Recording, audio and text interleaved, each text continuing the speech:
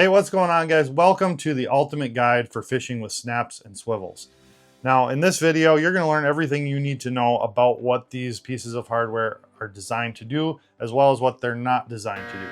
Snaps and swivels definitely have their place in certain fishing rigs and systems to make that system work properly, and it simply won't work without them. But in other cases, these snaps and swivels can deaden the action of your lures, they can spook fish, and otherwise ruin a perfectly good presentation. One of the most common mistakes that I see beginner anglers make, and even some seasoned anglers, is the improper use of snaps and swivels. Now in this video, I'm going to cover when and when not to use snaps and swivels, as well as what sizes, types, and styles of snap swivels will work well in just about any situation you might come across. Now, before we start, there's one thing I want you to remember in this video, and that is less is more. If we can get away without putting extra hardware on our presentation, most of the time that is preferable. There are some exceptions that I'll get into here, but keep that in mind as we go through the video. All right, guys, let's get started with swivels. Now, swivels have three main purposes when it comes to fishing. The number one purpose, as you might have guessed, is to prevent line twist. Now, these swivels are designed to take out the twist in any line to leader connection or line to lure connection, so that you don't end up twisting up your main line. So when you tie, say, a short leader on the back end of this to a lure that spins, it's going to allow that leader to spin but not twist up the main line, because the swivel is going to take the twist out of it and it's going to spin instead of your line. Very important in some situations. Number two purpose for these swivels is really a line-to-line connection. So if you want to use braided line and have a monofilament leader or fluorocarbon leader, you can tie your main line braid to one side of it and then go a different type of line to your lure. There's a lot of reasons to use two different lines, and a swivel allows you to do that with just two simple knots on each side. Now, a third thing we use swivels for oftentimes is to stop gear or pieces of our system from sliding down the line all the way to the hook. So for instance, on a Lindy rig, we'll use that to keep an egg sinker from sliding back to the hook. A slip bobber system, you typically use a swivel to stop the bobber from sliding all the way down the hook and getting caught. Also on a planer board system that breaks loose, oftentimes you'll let that board slide all the way down to the swivel, but you don't want it to slide down and knock the fish off. So just kind of adds a stopping point in our line to stop some of that sliding gear from moving back and forth. Now, when do we want to use a swivel to prevent line twist? There are a couple situations. Virtually any time when you're trolling spoons or spinners or flashers, anything that can spin and twist the line over a long period of time, it doesn't matter what kind of line you're using or what kind of setup you're using, you want to use a swivel in there somewhere, and sometimes multiple swivels depending on your setup, because trolling a spinning lure through the water creates line twists like nothing else. Now, another situation is if you're casting a spinner, like a spinning lure, such as this, for instance, where that spinner is spinning through the water and it's also spinning the shaft of the lure constantly. That's a good place to use a swivel or a snap swivel. Now, we'll get into snap swivels in a little bit, but they are included in the swivel category. Another case is when you're vertical jigging a lure that likes to swim in a circle, like a jigging wrap. Oftentimes those will continue to just twist up your line unless you're using some type of swivel. Now, there is a difference between using a swivel on monofilament versus braid. Braided line can take a lot more twisting, and I've found you can get away with not using a swivel most of the time unless you're trolling with braided line. Monofilament or fluorocarbon, total different story.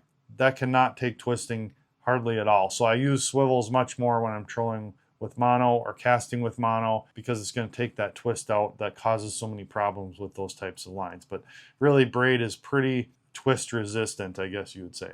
Now, when do we use a swivel for a line-to-line connection? Oftentimes trolling, it works great because you need a swivel in there anyway. You can use braided line or a heavier line and then go lighter to your leader if you want to. Also, if you're not confident tying a line-to-line knot. Now, I definitely recommend in most applications you learn to tie an FG knot or a double uni knot. If you want to use braid, learn to tie that knot so you can have a nice long mono or fluoro leader and you don't have to use the swivel. But using a swivel and a short leader of 1.5 feet or so of monofilament or fluorocarbon is still better than tying braid directly to the lure. You almost never want to tie braid directly to a lure unless you're flipping heavy cover for bass or frogging or something like that. Use that swivel to give yourself a little bit better leader on that line. Now, you don't want to tie too long of a section or you're going to end up reeling that swivel up into your guides. And that's why I recommend using the line to line knot, because you can make a nice long leader and not worry about reeling that swivel up there. But you start reeling swivels into your guides, you're going to start smashing guides, breaking guides, and that is something you definitely do not want to do. So that pretty much covers swivels. Now let's get into snaps. So there are a few applications for snaps as well, but the primary reason for using a snap is to make a quick line to lure connection without having to tie a knot.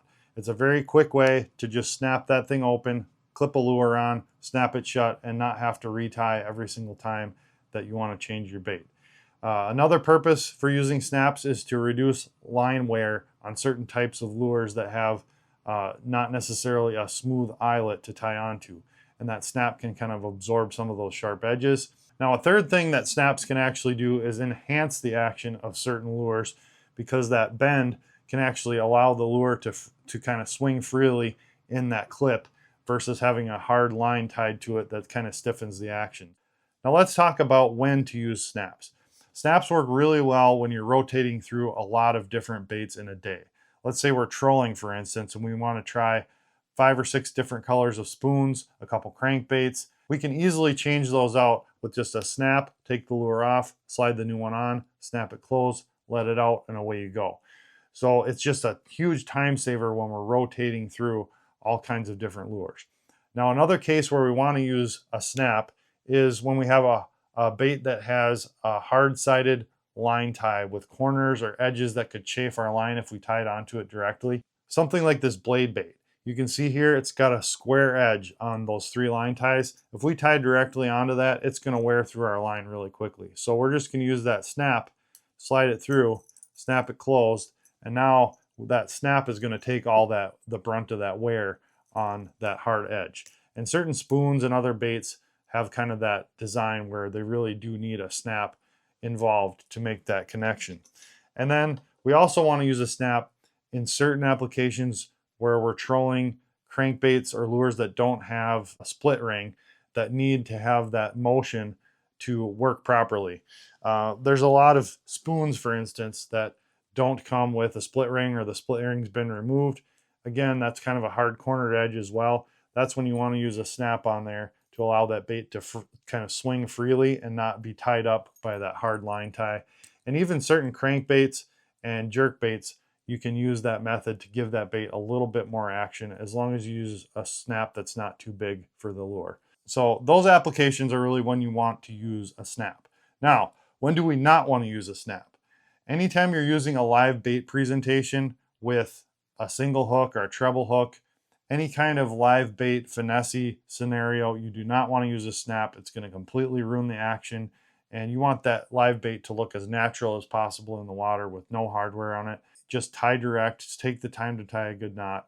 And the same goes for most jigging and slow moving lure applications. If you're using, say, a walleye jig in plastic, don't use a snap on that bait, because that snap's going to flop all over the place and it's just not going to look natural. As a general rule, the slower you're going to work that bait, the less likely you're going to want to snap on it. Snaps are generally for fast moving baits like crankbaits, spoons, spinners, stuff that you're retrieving quickly or trolling through the water. So that's a good general rule of thumb on when not to use a snap if you're going to work that bait slowly. Now, the other thing that a snap will do is it'll ruin a weedless presentation, because as you can see, there's a bunch of hard edges on that bait, and if you're using something weedless, that snap is going to snag on all kinds of weeds, give you all kinds of problems, and there's really no need for it. So if you're running it through the weeds, also leave that snap off of it, and you're going to have much better luck. So that pretty much covers your snaps and your swivels individually. Now let's talk about this little guy, the snap swivel. A snap swivel is basically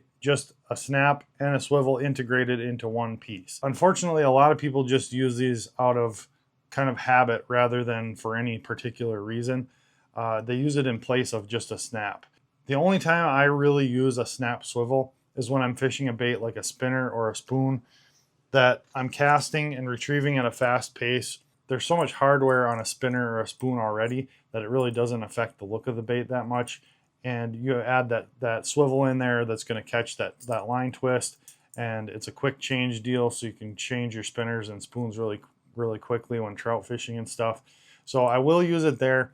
The other application I'll use that for is in terminal tackle situations when I'm trolling, to like clip on, say, a dipsy diver or other terminal tackle in a place that the fish aren't going to see it. The reason I don't use a snap swivel to attach directly to the lure typically is it's just so bulky that it really affects the action of the lure, and it is very visible to fish. It just adds a lot of hardware on the front of that bait that is unnecessary.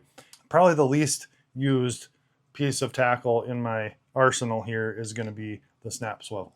So that's the end of section 1. That's pretty much the uses of snaps and swivels and what they're designed for, what they're not designed for. Now we're going to get into the actual types of snaps, the types of swivels, and when and where to use each one. So we're going to start with snaps. The first one I'm going to show you here is kind of the original style snap, and it's typically found on snap swivels only. And all that's holding that wire in there is one little clip. And I frankly don't use these ever. I've had fish come unpinned with these. You get enough pressure on these, they're going to fail fairly easily. So not a snap I recommend. They're super common, especially in department stores and stuff, but I would not recommend using this type of snap swivel in any application where you are concerned about losing a fish. So we can kind of put that one to the side. The next most common type is going to be the interlock snap. And typically this is also found on snap swivels only. It's a similar design, but it has a little wire catch on one side, so it's much less likely to pop out. This is probably the weakest style snap that I would use. It'll work in a pinch. It's not my favorite type snap, but it is an easy one to open and close. It's probably the easiest one to open and close and actually hook on a bait. So if you have a hard time using snaps, if your fingers aren't super dexterous or strong, the interlock snap might be your best bet. Now the next type of snap is called the dual lock snap, and it's one piece of wire and it's just got a specific series of bends to it. And this one is also fairly easy to open, close, and put baits on. It's probably the next step up from the interlock snap as far as strength goes. It does have a hook on the end, and it is a fairly strong snap, but definitely not the strongest. So if you're going to use a snap in applications where you're changing a lot of baits out, you're fishing for more average size fish, this one is totally fine. Walleyes, smaller trout, bass, that sort of thing. That dual lock snap will do the job, but if you hook a really big fish, I have seen these fail at times under a lot of pressure. So once we get to big fish, heavy trolling tackle, that kind of thing, there's two more types of snaps that you want to look at. One is called the cross lock snap, and basically it's got two 90-degree bends and a hook that goes all the way around the other side of this wire. And these are very difficult to bend out, so they can handle a lot of pressure. The one downside is they're a little bit harder to push apart, and they have this little hook on them that you have to get your eye around. So they are a little bit less user-friendly when it comes to actually putting these on a bait, especially a bait that has a smaller eyelet. But they are going to hold up to much bigger fish and much more pressure. And then the last style is going to be coast lock. Now the coast lock is one of my favorites. It's very simple. It's just a triangle bend with a hook at the end that wraps back around the shaft. Again, a little bit more clumsy to use, but very strong and can hold up to just about any size fish. So those two are fairly interchangeable when it comes to strength, but definitely want to use either a cross lock or a coast lock when you're dealing with bigger fish and heavier situations. Now let's talk swivels. There's basically only two types of swivels that you really need to be concerned with. Number one is going to be what's called a barrel swivel, and that really just has a couple of bent pieces of wire going into a barrel, and they're going to spin just independently of each other. One end will spin, so will the other, and the barrel is just kind of what holds it together. The other type is going to be a ball bearing swivel, and these swivels swivel much easier. They have a lot less friction. They're designed like a ball bearing. So if you're using a swivel in a high line twist situation, such as trolling, or if you're using monofilament and fishing with something like a spinner, I highly recommend a ball bearing swivel, because that's going to take out the line twist much faster It's proven to do so. A barrel swivel works great as far as braid to mono leader, or using something like a slip sinker rig or a Lindy rig. No problem using a barrel swivel. They're way cheaper. The ball bearing swivels are much more expensive per swivel than the barrel swivels. So if you want to use one that is going to work for most applications that aren't high twist but not spend the money, go with the barrel swivel. If you want that high function and high line twist management, go with the ball bearing swivel and you'll be much happier. Now there are some other types of swivels, three-way swivels, and like your high-speed rolling swivel that is like a triple swivel for super high-speed trolling. And those kind of things do work as well for very specific applications. We're not going to dive too much into that. A three-way swivel just basically allows you to add a dropper and works really well for that. But you know, we're kind of trying to keep it to mainly just single line applications. So I just wanted to mention that there are other options available. Definitely keep that in mind, that you may find some other types of swivels out there. All right, guys, now let's talk size and strength. So snaps and swivels, unfortunately, are not standardized when it comes to sizing or break strength testing. So each company kind of has their own system for sizing and testing these things. The one that I look for, which is on most of the higher end, better snaps and swivels, is the actual break strength. And that's going to be in pound test. So whether it's a swivel or a snap, and they range anywhere from 12-pound test all the way up to hundreds of pound test. Now, some manufacturers don't actually put the pound test rating on their packaging. I've found that most of those probably is for a reason. It's probably because they don't do well in the break strength testing, and that's typically on your cheaper snaps and swivels. And that kind of brings up a second point.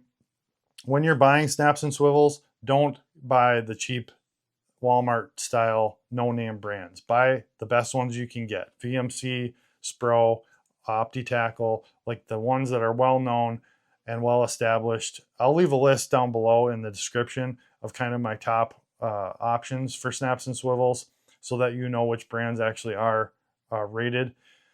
These brands that are well known and cost a little bit more money, most of the ratings are posted on the packaging, and they will break at a higher strength than they've been tested at. A lot of the cheaper brands, they may list it, but it's been tested. I've watched lots of videos where they've tested these things, and they will break well under their strength, especially like those Amazon Chinese brands. Don't even mess with them. You can't trust them.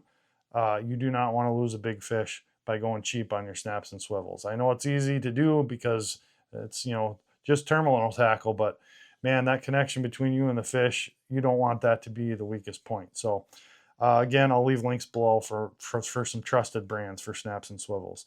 Now, when it comes to actual size, you just kind of have to eye it up. The main thing is you don't want the snap or the swivel to be so big that it outshines the lure itself. So you want something that's going to be small enough that it doesn't overpower the lure, but you also want something that's big enough that it's going to hold the fish. So, you know, if you're fishing for mid-sized fish, get something that's going to be an 80-pound test. Look for something that's high quality and a little bit smaller, and that's the route you want to go.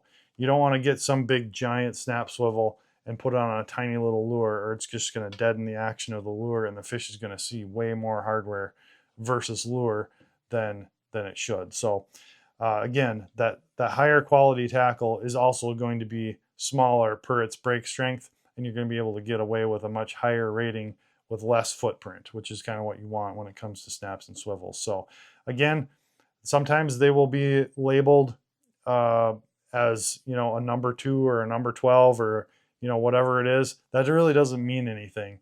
You really want to check the break strength. And again, if it doesn't have it on the package, I would just skip and find another brand that does actually list that break strength. So that's the basics, guys. And really, to wrap up, I'm just going to summarize kind of what we learned in 5 points here. Point number 1 is use snaps and swivels with purpose, not out of habit. Don't use them just because. Use them in the right situation at the right time, and you will find that they are very useful in certain situations. But if you can eliminate using them from some of those rigs that maybe you have been using them on, you're going to catch more fish. Point number 2, favor minimalism. The smaller, the less footprint, the less you can get away with, the better. and use that as a general rule when it comes to snaps and swivels. Point number 3, match the type of hardware to the situation. Don't use a snap swivel on something that you could get by with only a snap on, and don't skip the swivel and just hope the line doesn't twist on a trolling presentation. Make sure you're using them for the correct application, and again, you're going to have a lot less trouble and a lot more fish catches if you do it that way. Point 4, invest in quality brands. Do not buy cheap snaps and swivels. You don't want to lose a fish because you cheaped out on the hardware. And point number 5, if in doubt, tie direct. It's always better to have less. So if you can get away with it, those slow moving baits, your jigs, your worms, anything that's not being directly pulled through the water, you're better off just tying direct. And most of the time you can get away with that, and you're going to have a much better presentation for those fish. So that's pretty much it, guys. If this video was helpful to you and helped you learn a few things about these snaps and swivels, consider subscribing to the channel. I've got a lot more educational content like this. And if you can think of a buddy who still uses snap swivels on everything, make sure you send him this video as well. Thanks, guys, for watching. I really appreciate it. We'll see you next time. Get hooked up.